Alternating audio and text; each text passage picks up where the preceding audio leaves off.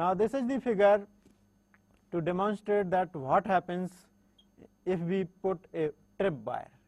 Generally we have this concept of wire which is placed, this is the wire of given some diameter, it is placed horizontally on this flat plate. This is a two-dimensional figure.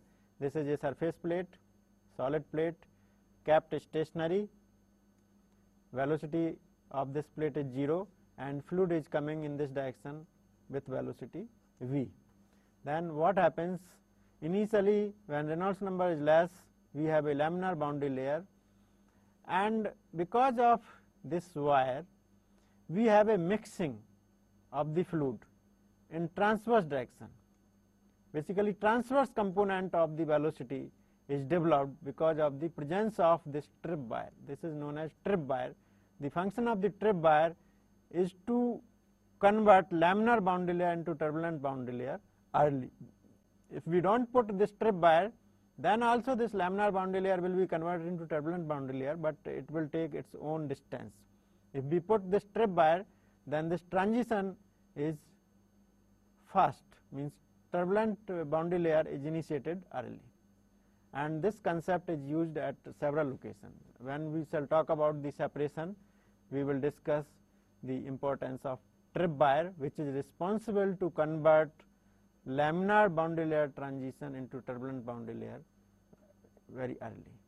Now in these two figures we can appreciate the laminar boundary layer and turbulent boundary layer. In the first figure we have a boundary layer which is shown in y direction. Here we have a y direction. This is the delta thickness at given location of x, and here we have velocity u.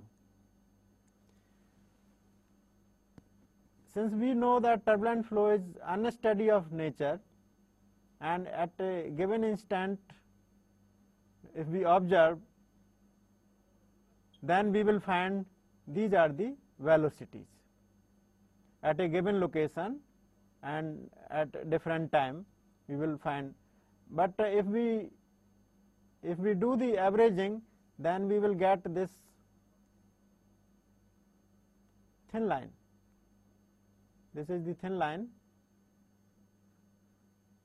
So about this thin line we have fluctuating component, and if we do the averaging, then we will get this value. So this is the average value of velocity inside the boundary layer, means from 0 y is equal to 0 to y is equal to delta. This is the velocity profile, average velocity profile. But if you talk about the turbulent velocity profile, then turbulent means it is unsteady in nature, right? And if we want to compare the laminar and turbulent at a given section, then if we draw the dimensionless terms, here we have a y over delta which is dimensionless term, y is the distance, delta is also distance, so distance divided by distance is a dimensionless term, and u divided by u. In the dimensional and model testing we studied that why it is important to do the dimensional analysis in fluid mechanics. With the help of doing dimensional analysis, it's easy to conduct the experiment and it's easy to analyze the result also. So if we plot graph for laminar velocity profile and the turbulent velocity profile inside the boundary layer, then y over delta on y axis and this u over capital U on abscissa. So in case of laminar velocity profile inside the boundary layer we have this variation, and in case of turbulent it is very sharp. It is almost starting, though it is starting from 0 because here it has to be 0. When y is equal to 0, velocity has to be 0, right?